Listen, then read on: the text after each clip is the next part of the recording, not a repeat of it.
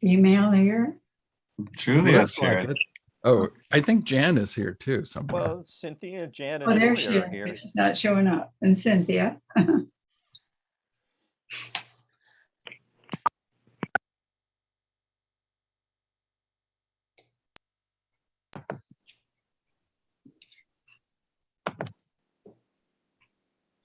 Good morning, everybody. This is Dana and Dean. Hi, Good Dana. to see you. Good morning, Dana and Dean. Good morning. Hello, Andre. Good morning.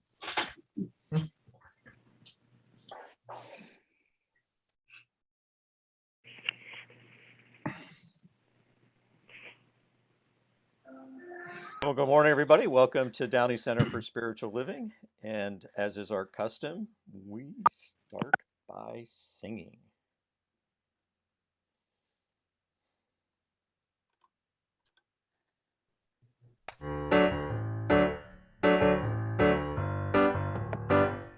Step into the light, step into the love, step into the truth you are. Step into the light, step into the love, step into the truth of who you are.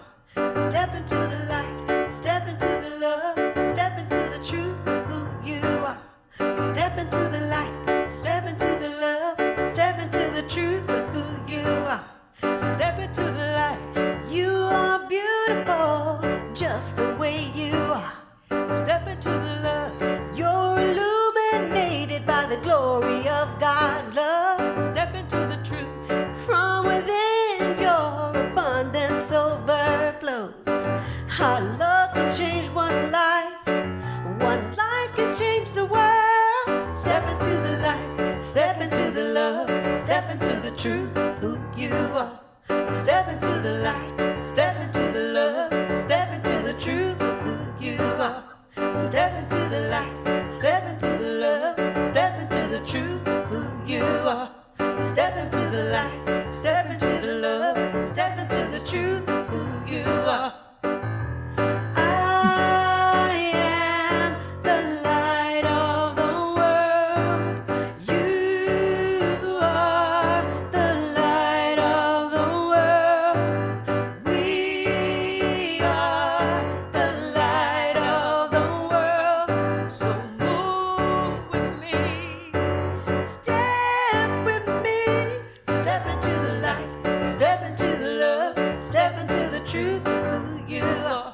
Step into the light, step into the love, step into the truth of who you are. Step into the light, step into the love, step into the truth of who you are. Step into the light, step into the love, step into the truth of who you are. I am the light of the world. You are the light of the world. We are the light of the world. So move with me, step with me, step into the light. Indeed, step into the light. Welcome, everybody, again to Downey Center for Spiritual Living. We're delighted you're here with us today. I'm Reverend Kevin, and as is our custom, we engage in our shared spiritual practices first and foremost. And I would like to take this opportunity to remind you of our vision and mission. And we do this by way of recitation as a way of joining in a concert of this sacred vision and mission for our beloved community. So I'm gonna read it to you first, and then I'll invite you to unmute your mics, and we will read it out loud together, both in English and in Spanish. By valuing and empowering all, we inspire a fulfilling and joyous life. Al valorar y potenciar todo, inspiramos una vida plena y alegre. So I invite you to unmute yourselves, and we'll say this out loud together. So here we go. by valuing and empowering all, inspire a fulfilling and joyous life.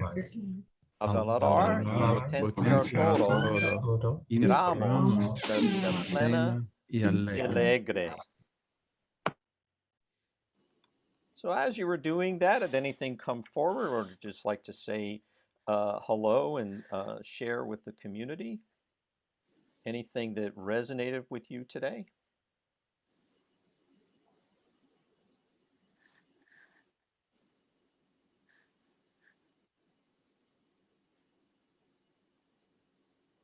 I got a thumbs up from Andre. All right. All right.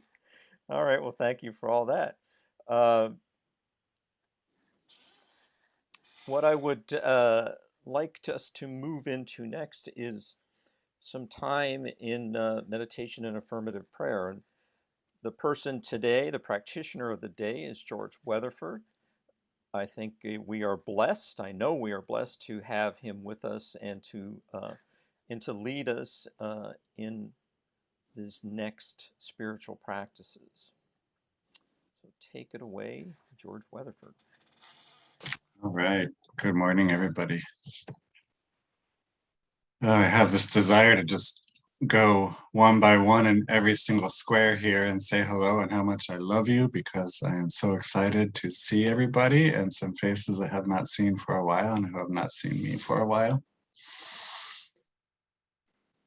So what I think I'm going to do as I gently close my eyes is to just feel that connection with all of you in a week where so much has happened, in a week where maybe I've judged myself or judged situations, gotten into a lot of right or wrong, and with all of you in this connection with you, what I just aim to do in this next few minutes is to find that place where it's just connection. It's just connection with each other. It's just connection with the power and the presence. So I'm going to take a few moments to find the rhythm of my breath. Exactly as it is, without judgment, without direction. I'm just going to find my breath.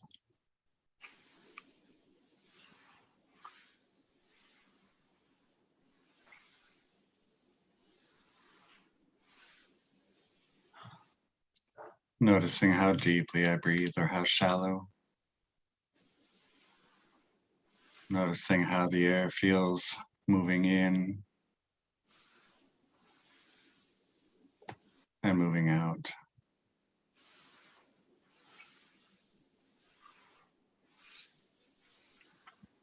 Noticing my chest rising and falling.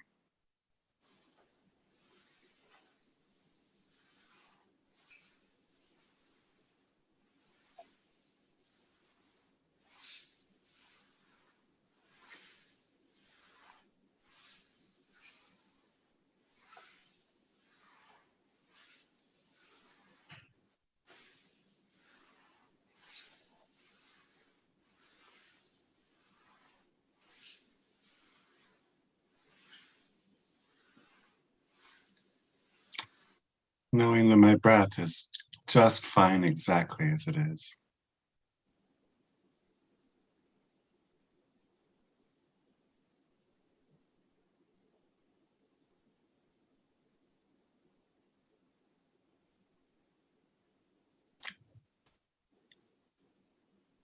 So I'm going to continue to do this and just notice 10 breaths. Again, exactly as they are, the perfection in how my breath is showing up in this moment.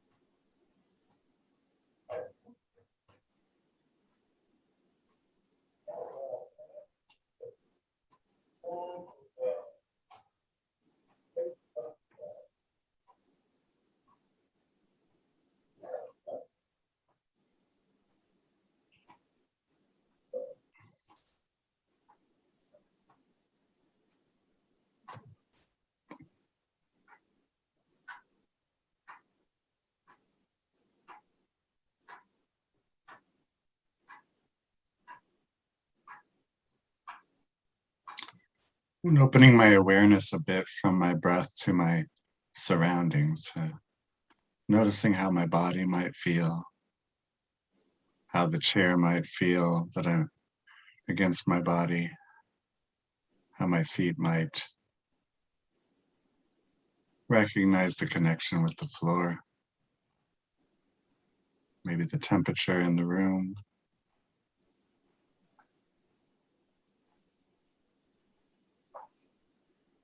Noticing any parts of my body that might feel good, that might feel uncomfortable, that might feel unusual, but maybe there's not a good or a bad to it at all.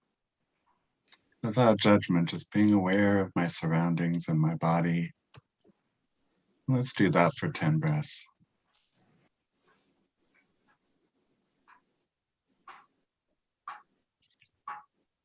Simply awareness of how we're showing up in our perfections, in our body right now.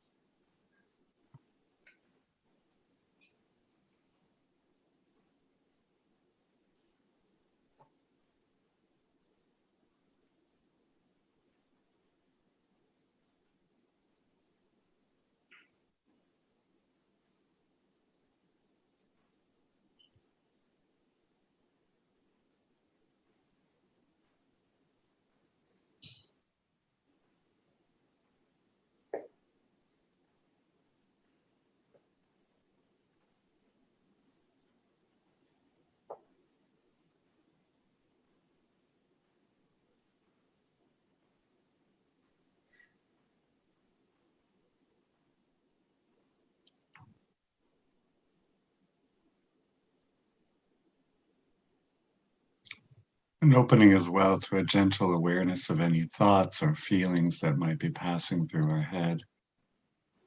In the same, as much as we can, with the gentle guidance of our breath in this place of non-judgment,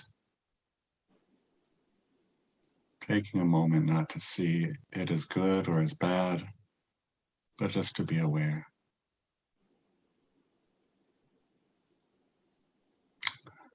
George, you're thinking about what's happening later. George, you're still reliving what happened last night. With a gentle curiosity and a simple awareness.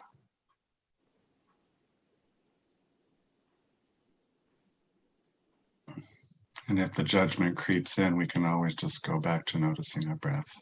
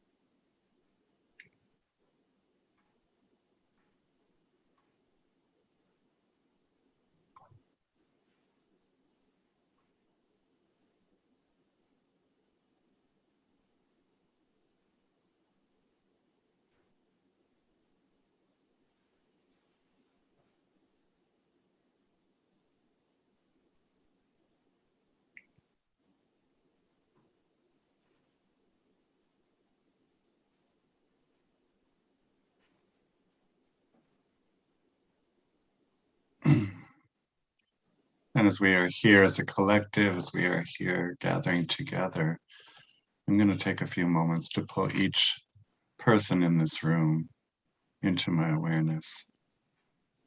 And maybe pull those from this community who I don't see on the Zoom into my awareness.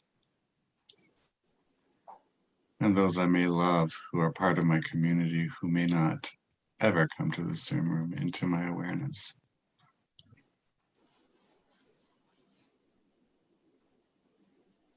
In this place of non-judgment, bringing in more of the world and my community.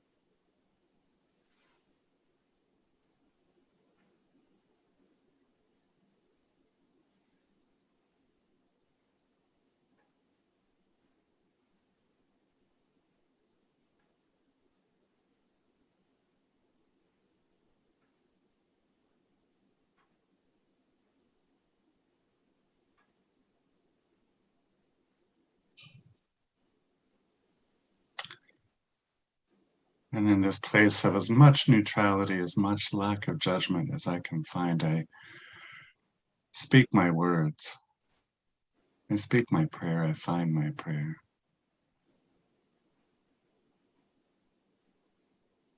Reminding myself and knowing that there is one life. There is one power and there is one presence. That power and that presence and that life that in this space we tend to call God, but there are so many names we can call it. And finding that word, again, without judgment, that represents the oneness, the wholeness.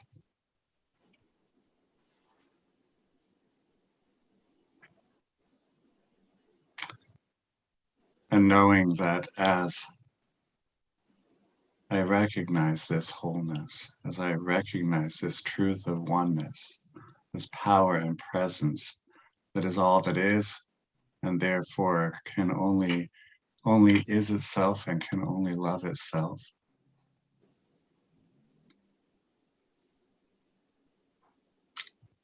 And find in this place of non-judgment this truth as the truth of myself, as the truth of me. That I find this power and this presence as my own power and presence, as my own existence in this moment, right here and right now. And as I recognize this is the truth of me, and as I've already recognized that it is the truth of oneness, and as I've already reached out in my awareness to know my connectedness with each of us here, and with all that is, I know that this is the truth of each of us here, that this power and presence that I call God, that this love and this wisdom not only resides in each of us here, but as each of us here and expresses as each one in this room. And I know that it expresses as well as our speaker of the day, of Gary Takasian. And so I know that in this place of connectedness, in this place that we have found together in this Downey Center for Spiritual Living celebration today, that our time together can only be a time of peace. It can only be a time of love and connection. It can only be a time of oneness. And so all that comes from this time is already blessed and continues to bless us throughout this day and throughout this week. And so for knowing our time together is blessed, simply for who we are because of the truth of who we are, I give thanks and leave the time and the expression and the manifestation to God. We let the time go, resting it gently in the hands of God. And in this, again, I give thanks. And so it is. And now it is.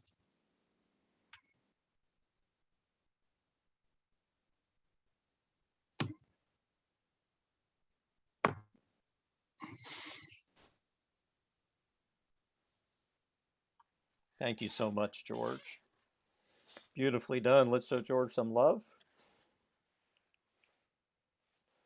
Thank you so much. It was beautifully done. Beautifully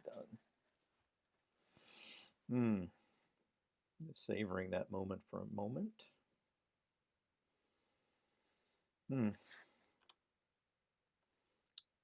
Well, I did want to take this opportunity to announce a couple of things for us today. First of all, practitioner Jan Hartman is reviving her prac chat for the holidays. This time looking at loss and grief. And Jan, if there's time at the end, I'll ask you to say a few things about it. Anyway, that is happening this time around at 6 p.m. Pacific time. And it's happening Thursday, November 18th and Thursday, December 9th. So please join us for that. Zoom links will be available in the email and on the website, or you can email us to get it directly sent to you. So hopefully you will join us for more prac chat with Jan Hartman. And as a reminder, we set our clocks back 1 hour. Hopefully you do that Saturday night around bedtime. And therefore you'll be right on time for our Sunday celebration, but we're back to standard time as of next Sunday. And as usual, Minute Miracles are available with our practitioners after service. We use the Zoom breakout feature, so you will be paired one-on-one with one of our practitioners, and they will know the spiritual truth for you. It's a powerful few moments. If you haven't had an opportunity to experience that, I encourage you to, or if you have already and you know how powerful it is, I also encourage you for that. But we'll let you know when we hit the fellowship time after service that that's available to you. And having said that, it's back to a spiritual practice. This time it's giving as a spiritual practice. And the ways in which you can give, you can mail your gift to our new post office box at 3350 East 7th Street. That's box 529. And that is in Long Beach, California. 90804 is the zip code. You can use your bill pay service through your bank. You can use the donate link that I've put here in the chat, and it also is available in the email and the website. And that'll link you to our Square account where you can use your credit or debit card. We've also added Zelle. So if you're a Zelle user, you can Zelle to 562-928-6460, which is our Downey Center phone number, and make your donation that way. Now, giving rises to the level of a spiritual practice based on the consciousness with which one gives. And the consciousness, to me, is not only what that conscious awareness is, but also what the feeling of it is, what the character of that giving is. And so what I call to heart and mind, just by word that brings up the feeling, is one of generosity, one of abundance, one of prosperity, one of circulation and connection. This is a way that I can circulate my good out into this plane of existence, and one of feeling connected by way of reaching out, just being of a giving nature. So with that in mind, I invite you to hold your hands over your heart and unmute yourselves if you like.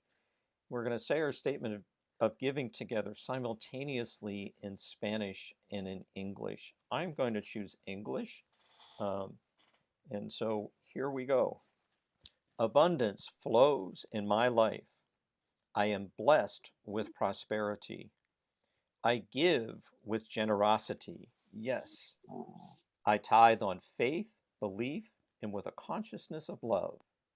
My gift is a divine circulation through me that now benefits and grows our spiritual community and beyond. And now it is.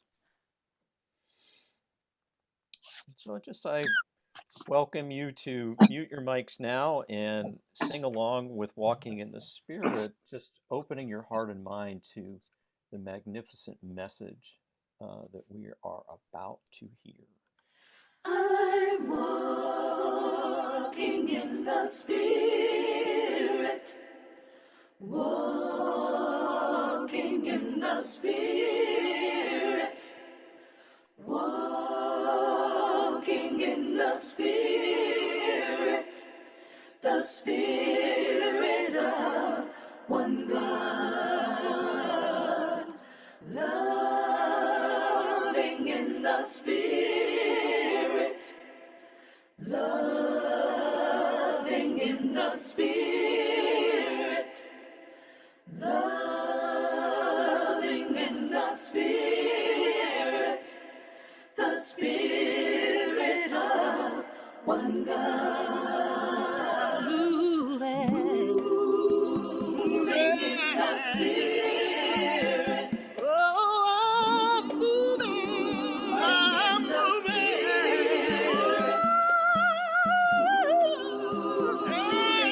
the Spirit.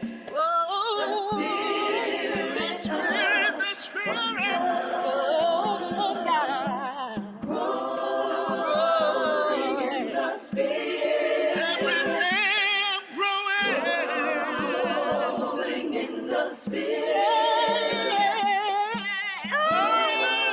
Growing in the Spirit. The Spirit of one God. Knowing in the Spirit. Knowing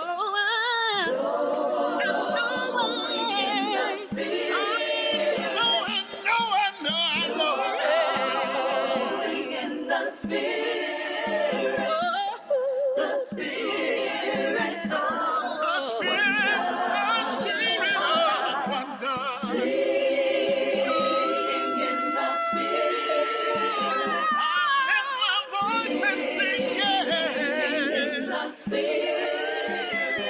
Oh, I lift my voice and sing, in the Spirit. The Spirit of the Spirit of one God. The Spirit of one God.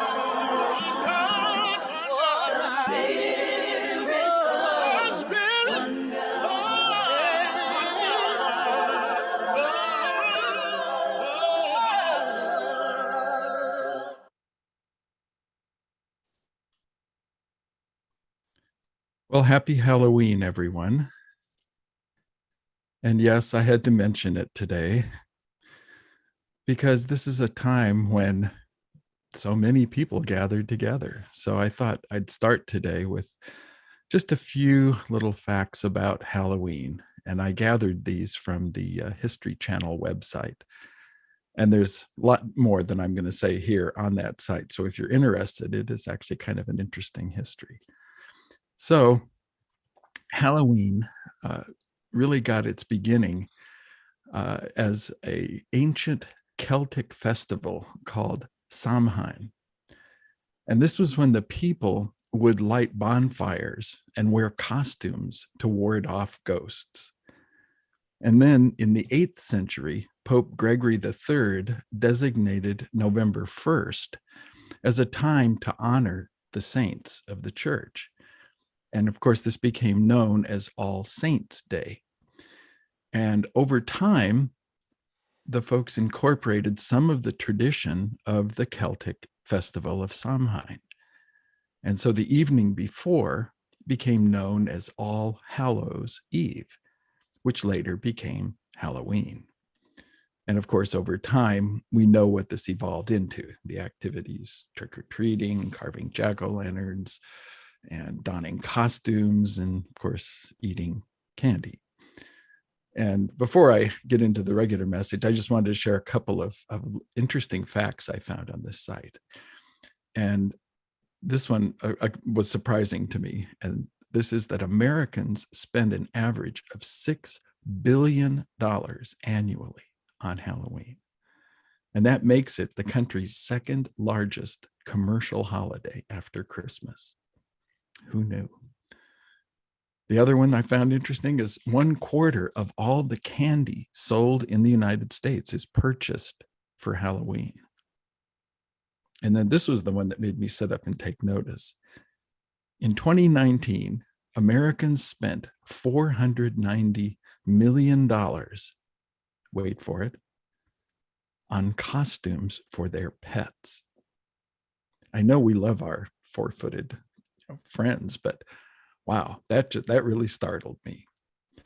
But I guess in some ways it shouldn't, because in our neighborhood, there are a number of homes that are just fully decked out with Halloween decorations. And then in yesterday's New York Times, there was an interesting article that puts a little chink in this year's celebration of Halloween.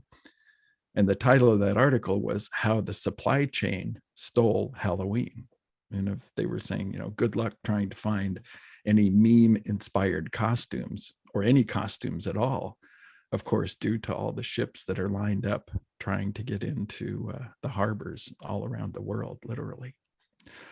All right, so much for all the silliness. We'll set that aside, and I'll put my real glasses on so that I can actually see what's going on in the world. All right. So we're in the month of October, and our monthly theme this month is going further together. And this comes under our annual theme for this year called Timeless Wisdom and Evolutionary Vision. And this week, our title is I'll Meet You There. And as I prepared for this talk this week, I deviated a little bit from the script that they send out. And of course, they send out just as ideas. And so I'm going to move away from that just a little bit, but I want to continue to focus on this idea of meeting us there. And some of the ideas that I want to cover today relate to this idea of meeting, and of course to our going further together as a way of being in community. And one of the things that occurred to me is that when we meet with one another, we first have to agree on where we're going to meet. So agreement becomes the key to meeting, whether one-on-one with another person or as a group or in community. There needs to be agreement in order for us to meet. The other area I want to talk about a little bit is our cultural upbringing and how that affects our meeting with one another.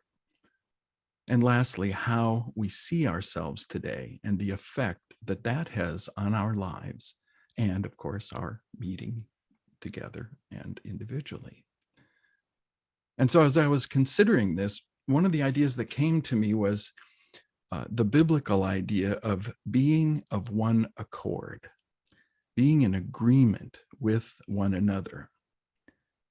And in meeting someone, like I said, there has to be an agreement, at the very least, on where you're going to meet physically and hopefully spiritually also. And it reminded me of this idea of meeting one-on-one with a quote from the master teacher Jesus in the New Testament, where he said, "Whenever 2 or more of you are gathered in my name, there shall I be in your midst." Now, in our more science of mind metaphysical interpretation, we might look at that from the perspective of the Sanskrit word namaste, which means when we meet, the divine in me recognizes and acknowledges the divine in you. So our October theme of going further together encourages us to be in community with one another, which of course implies being there in one accord. And so I want to share a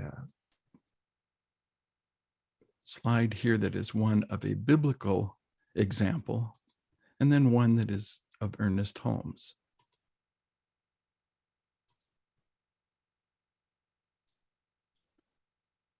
All right, we're not seeing that for some reason. That's good. Is it working? I can see it. Okay, good. Thank you. All right. So first from the New Testament, and I believe this is the writings of Paul in his letter to the Philippians. He says, fulfill my joy by being like-minded, having the same love, being of one accord, being of one mind.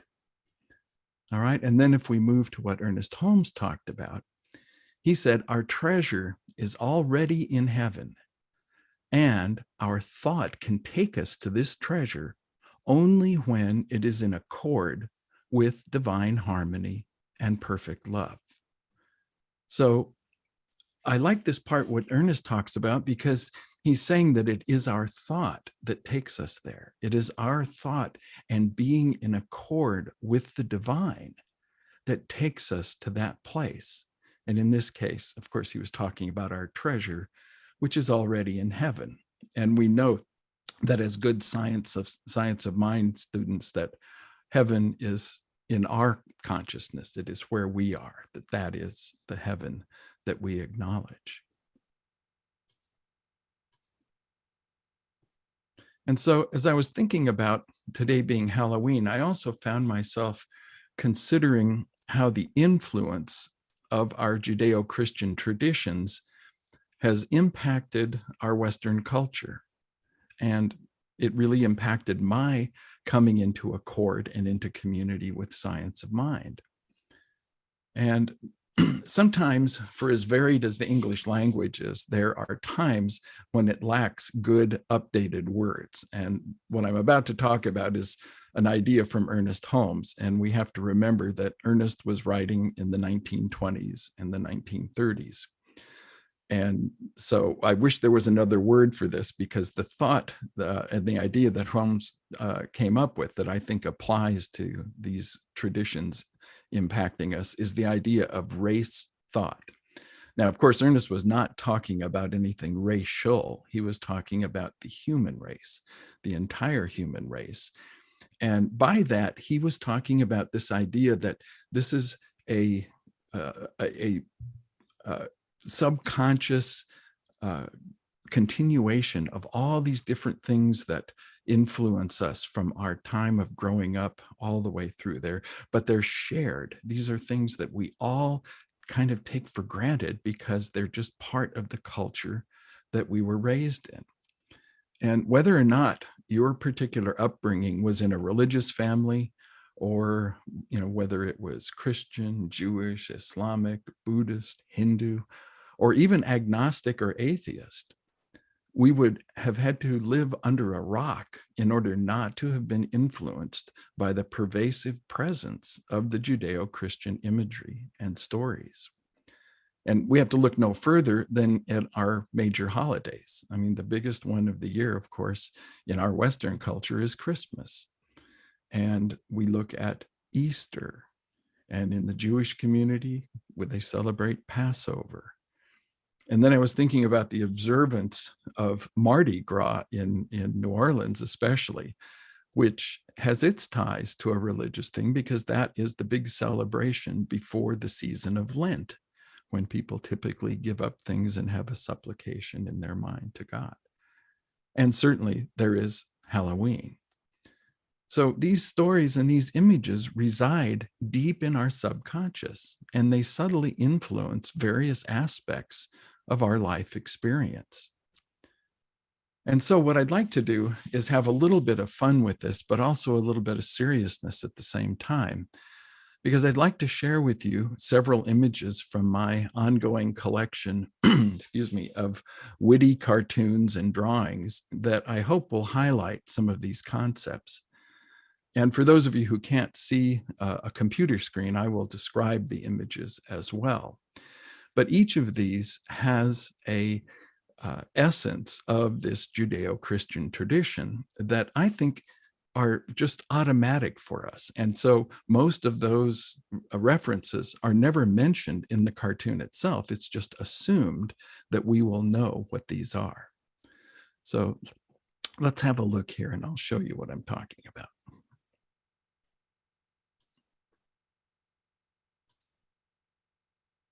All right, so the first one is a New Yorker cover that was published shortly after the passing of Steve Jobs who of course was the genius president of Apple Computer. And in this, notice that we see the pearly gates, we see St. Paul, and those two images, virtually no one needs to explain that to us. We just intuitively know that. That's part of this subconscious ideas that we all share. But I think the genius of this article is that we see Steve Jobs in his classic black turtleneck waiting while St. Peter looks up his name on an iPad. And I thought, what a wonderful tribute to Steve Jobs. But in it, there are those images of St. Peter, the pearly gates, the gates to heaven. Now, the next one, a little more humorous, but we notice here that, let me see if I can lower that just a bit. There we are. So we see Moses holding the tablets of the Ten Commandments. We see Mount Sinai in the background. And those images, again, are ones that I think almost no one would have to be told what those mean. Those live within us. And the clever little quote says, so technically, Moses is the first man to download files from the cloud using a tablet. All right, so the next one of my all-time favorites, is one, again, has another Judeo-Christian image in the form of Noah's Ark. And we see Noah's Ark receding into the distance, leaving behind two young dinosaurs sitting on a rock at an outcropping from the water. And the one little dinosaur is saying, oh, crap, was that today? And of course, in this, I think the genius is that, yes, we see the Noah's Ark, but the cartoonist also captures a present day idea that we are so busy. And how many of us have run into this? Oh my goodness, I forgot about that, just as the dinosaur did. All right, the next one comes from the far side. And if you followed any of Gary Larson's cartoons over the years, he has this preoccupation with hell. And in this particular image, we're in a cave. We see fire burning in the background, and the two devils are standing up, looking over the people who are all getting, apparently, their morning coffee. They all have coffee cups. And the one is saying to the other one, oh man, the coffee's cold. They thought of everything. And so once again, humor, and yet at the same time, more of these Judeo-Christian images. And the last one is, again, let me frame that a bit better. This one apparently is Adam and Eve outside of the garden, because we see the garden kind of behind them. And the title of it is The First Lawyer. And Adam is apparently arguing with God. And to me, I think this is kind of after they've been put out of the garden. And he says, but without actually having eaten the fruit of the tree of the knowledge of good and evil, we could not have known it was wrong to disobey you. All right, so a bit of humor, and apologies to anyone who happens to be in the legal profession. But once again, humor attached to these images that everyone would recognize as Adam and Eve. And so we see that these images, along with many others like that, form an indelible part of our cultural awareness. Now, I don't know about you, but when I discovered science of mind and decided to study it, undoing some of the fundamental concepts of the Judeo-Christian influence took some real work. I, like many of you, I'm sure, had this image of God as the old white man with the gray beard sitting on the cloud up in the sky. And supposedly God knows everything about me, whether I'd been good or bad. And of course, that sort of reminds me of that Christmas song, that Santa supposedly knows those same things. He knows me when I'm good. He knows me when I'm bad. He knows me if I've been bad or good. So be good for goodness sake. The other one that was always a struggle was this idea of needing to constantly ask God for forgiveness. And that was largely because of Adam and Eve's original sin of eating an apple from a particular tree. And then, of course, there's the concept that we saw in the Far Side cartoon, that of heaven and hell.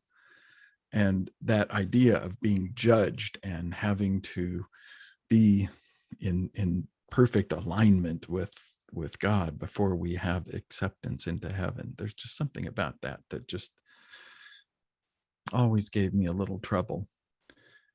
And then I had this personal struggle with this idea that I sort of related to as jumping through these certain hoops, metaphorically speaking, in order to avoid being banished for all eternity. Something about that just, it didn't work for me. And then there were the contradictions between the images that we would see of God in the Old Testament, who it said God's pleasure is to give us, his children, the keys to the kingdom. And yet you contrast that with the God who killed and punished those who displeased him. And so those left me just not feeling well. And it was a long while before I was able to reconcile all of that into the current teachings. So whatever tradition is in your past, you found science of mind. And I would venture to guess that your path has been in some ways at least similar to mine.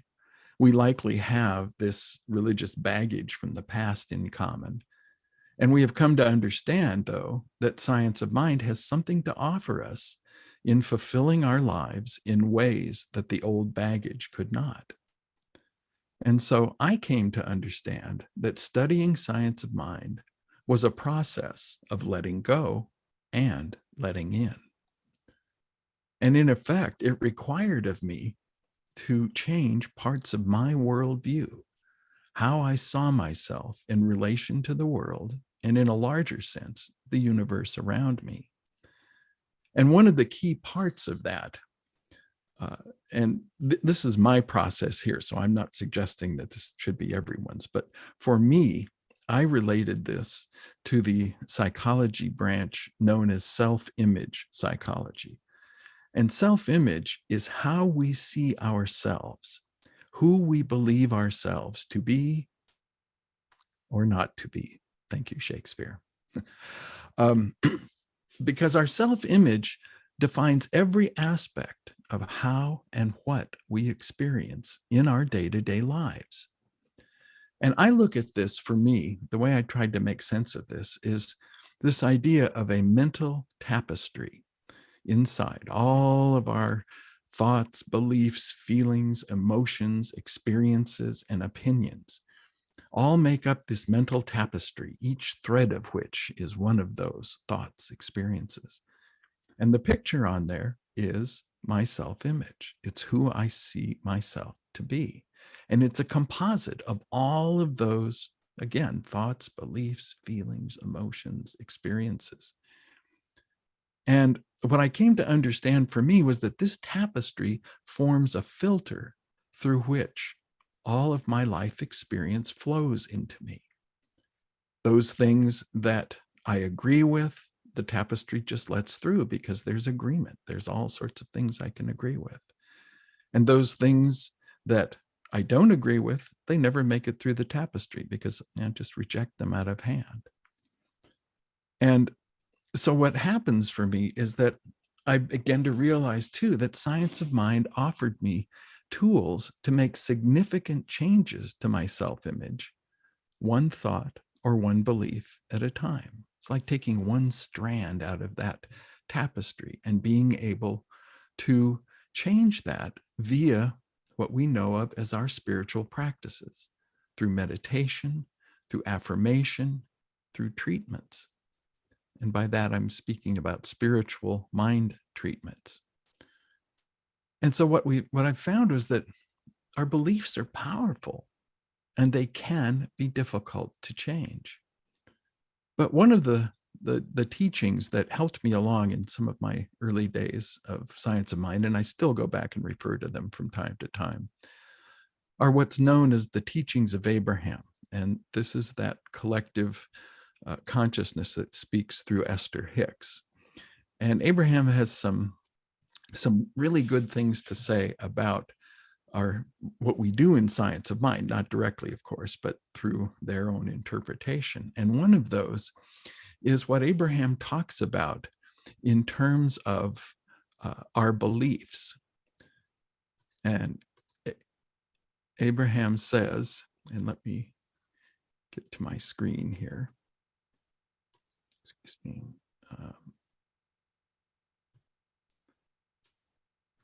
Took me a moment. Sorry about that. There we go. So Abraham says, a belief is just a thought that you think over and over again. A belief is just a thought that you think over and over again. And I was amazed. I went too far here. Come on, get back. There we go. That, we think of our beliefs as being, these parts of our identity. This is who we are. And we hold on to those beliefs. We look at what beliefs do on the world stage. People fight wars over beliefs. And here's Abraham saying that a belief is just a thought that you think over and over again. Well, what that said to me is that those beliefs can be changed. I can go in and look at those beliefs using our science of mind knowledge, our treatments, our affirmations, and meditations, and use those to change those things that I want to change. And of course, that's right in line with, our cliche motto, if you will, of science of mind that says, change your thinking, change your life. And so it's by looking at those things and realizing I can really do that. I can really change those things in my life. That gives me the confidence and the freedom to move forward. And, since science of mind teaches us that we can change those things in our lives, then we have a way forward. We do not have to be stuck in those old beliefs. And, as I look at that of course says to me that we must think, that we must really think, and we must be involved in that process of thinking. And so I will share with you one final picture from my crazy collection here, but I hope that it will give you at least a momentary chuckle and yet something to really ponder about. And that is this. In this particular picture, we see a horse looking like he's in his corral. And he said, you can lead a human to knowledge, but you can't make him think. And for me, that speaks volumes. That you can lead a human to knowledge, but you can't make him think. And of course, that's a parody of the you can't lead a horse to water, but you can't make him. You can lead a horse to water, but you can't make him drink. And I look at those things, and I really get a lot out of these little cartoons and things. And I have a whole collection of these, ranging from political things to just outright humorous things. But for me, each of those contains a little kernel of wisdom. It's almost like when Ernest Holmes talks about all the different spiritual traditions and how each of those has a little kernel of wisdom for our science of mind. That, for me, each of those little cartoons has a little spiritual wisdom for me. And so that really is the message that I have this morning, is that we have the ability to change, and we have the ability to take those concepts from the past. We have time to look at each one of those in our lives. And I am just really, really excited about this teaching that we have. And I want to see, as Downey CSL moves into its next chapter, into this next time that we rebirth ourselves with a new building, with some new ministries, I want to see us be excited about this teaching. I really want to be in a place where we can light the fire of excitement with people, because I think we have something very powerful here. And yet oftentimes it's sort of I don't know, I'm trying to think of the right word. It's kind of smoothed over in a way that makes it a little easier to digest. And yet, for those of us who really walk this path, it takes some work. It really takes some work.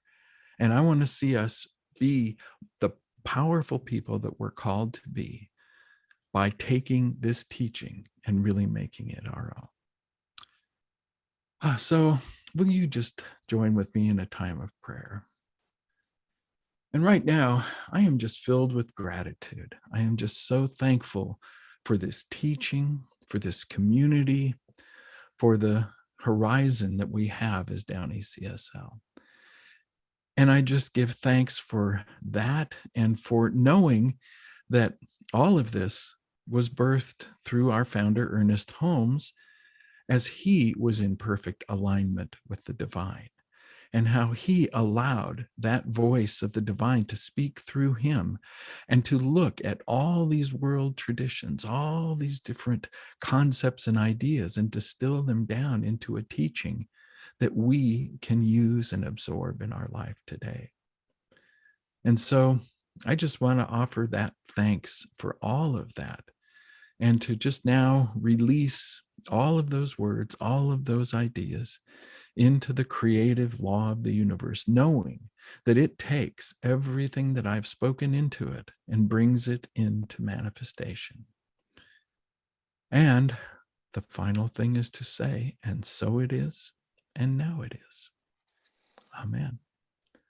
And thank you for the time to be able to speak with you today. Rev Kev, do you have any thoughts for us? I sure do. Let's show Gary some love. Fantastic job today. Appreciate it greatly. I'm just doing my administrative stuff here as we transition. But Gary, great job. Thank you so much.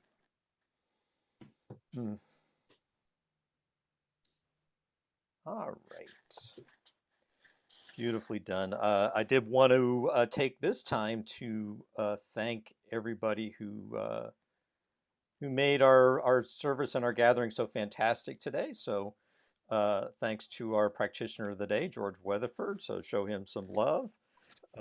Thanks again to Gary Takasian for that really powerful and heartfelt message. Right on for the life and times, at least my life and times, but I think our shared life and times as well. Thanks to our live stream moderators out there on YouTube and Facebook. I think Reverend Judy was one of those folks out there on Facebook today, and we did have some technical problems. So thank you for those who endured and persevered on Facebook. I appreciate that greatly. Thanks to our leadership council. They have done beyond yeoman's work the last several months, and we will have some important news coming up for you probably next week, but we have again moved to that next phase of our incarnation, our iteration as Downey CSL. Thanks to our music team and our music director Sunny Day as always, and thanks to all of you for joining us here today. And as is our tradition, we want to close in prayer, and we sing that prayer. And I always have to call to mind the little saying that any prayer that's sung is a prayer prayed twice. So mute your mics and sing out loud.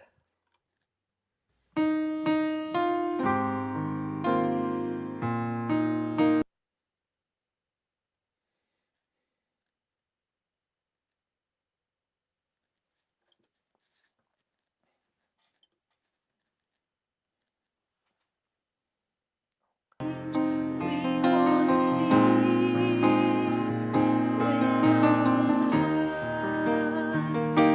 hearts and open